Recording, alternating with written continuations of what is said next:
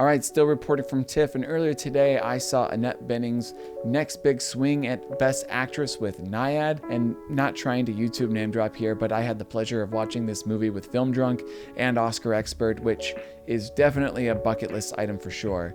And watching Film Drunk try not to laugh, while at the same time laughing into his sweater was a joy. And the reaction in the room, I can tell you right up front, I think was mixed. And I personally didn't have really much expectation for Nyad, and honestly, I could say I was pleasantly surprised. And pleasantly surprised in really how much I was enjoying the movie. So Nyad is of course the true story of Diana Nyad, who at the age of 64 became the first person to swim from Cuba all the way to the US. And Diana is of course played by Annette Bening, who portrays Nyad in all of her stubbornness and her bullheaded determination. Helping her along the way is her best friend Bonnie, who is played affectionately by Jodie Foster. And their relationship between those two characters is the core, I think, of the movie's success. The movie doesn't shy away from portraying Diana in some perfect light. At times her character is arrogant, selfish, and dismissive with the closest allies in her life, but I think the movie does a pretty good job in making us understand what drives Diana, and her closest friends ultimately understand her as well. So Nyad was made by the documentary filmmakers behind the Academy Award-winning film Free Solo, as well as The Rescue from a few years ago. Now, when I saw people throwing in this film for major award consideration, my first thought was like, whoa, slow down there. Like, let's just all take a moment. Because in my mind, filming a documentary and working with documentary subjects is not the same beast as working with dialogue and actors. And by the way, I'm not saying one is better or harder than the other. I'm just saying they're different. And honestly, for the most part, I can say that I was really impressed with their transition. So there are some creative swings the filmmakers take with this film, which some work and some do not work at all. A few of them that don't work include flashbacks that really don't add much to the story and have this kind of glowy, angelic effect applied to them. One flashback shows an incident of sexual abuse that the film just throws in there without really wrestling with it. There's also some Life of Pi-like fantasy sequences which just don't work, especially one which, I won't ruin it, but involves an underwater sequence where Annette Bening plays Ariel from Little Mermaid for a little bit. And you'll know what I'm talking about once you see it. But where the filmmakers really do thrive, I think, are in some of the film's realistic action sequences where Diana's life is on the line. That same sense of danger, that's present in Free Solo and The Rescue, it's present here. Such as one scene where a massive storm is taking place. You can hear the loud crashing of waves, loud music, and there's an ominous red light that radiates from Diana's kind of directional light in the film. It almost makes you think that the filmmakers probably best to have directed their adaptation of The Rescue might have not been Ron Howard, but might have been them. I think they might have done a better job with it. Another example of when their documentary background comes to good use is their incorporation of real audio and video clips of Diana throughout the film. Instead of waiting until the end credits to see a quick clip of the real life person, Nyad often uses sound bites taken from real archival footage from Diana's several swim attempts throughout the years. Little sound bites about, the dangers she faces, the mental and the physical strength needed to endure this mission. It kind of helped plant the film in reality and gave it that needed realness.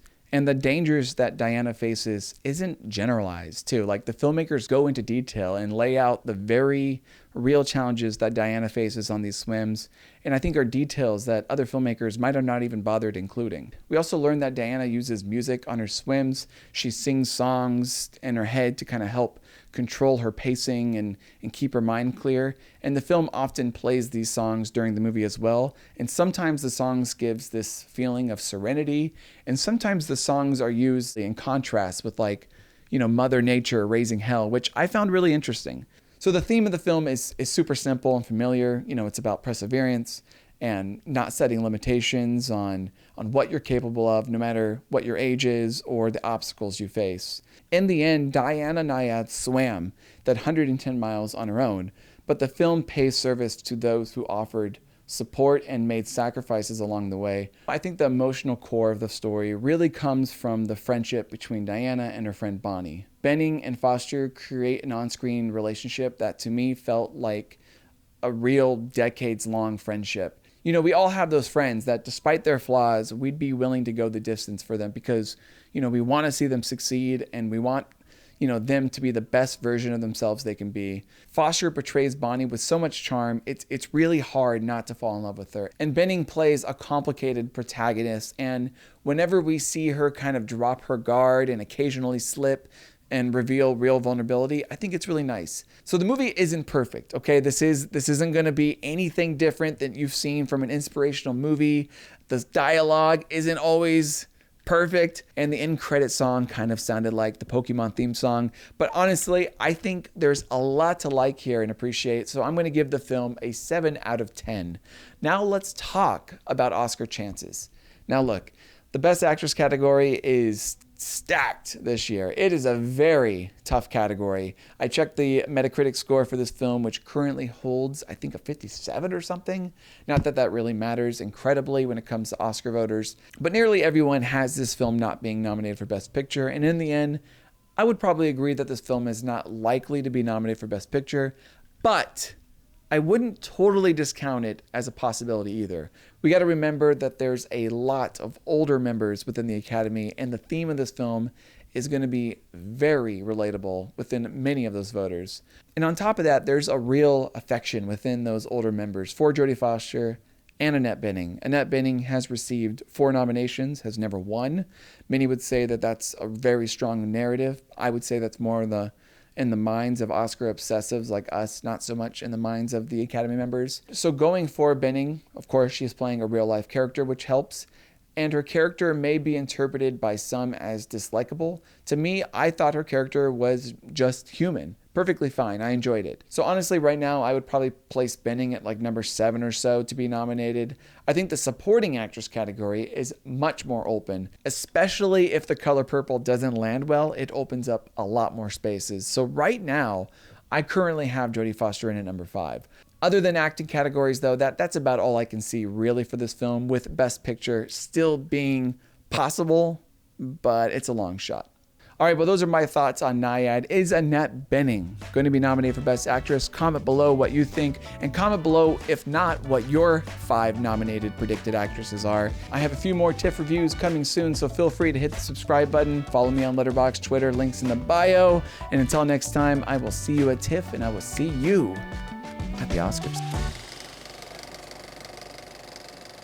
All right, now time for the segment that only one person asked for. It's time to try Canadian snacks. So I've never been to Canada. My girlfriend picked up a bunch of Canadian snacks I've never tried before, and I've been trying them on every single review. And today's snack is Bits and Bites, which I'm not gonna lie, sounds like a dog food name. But it's not dog food, of course. It looks like Chex Mix from the picture.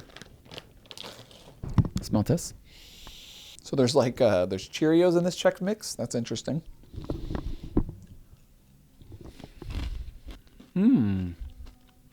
So it looks like Chex Mix and tastes like Chex Mix, but this is actually better than I was expecting, which kind of aligns with Nyad, much better than I was expecting.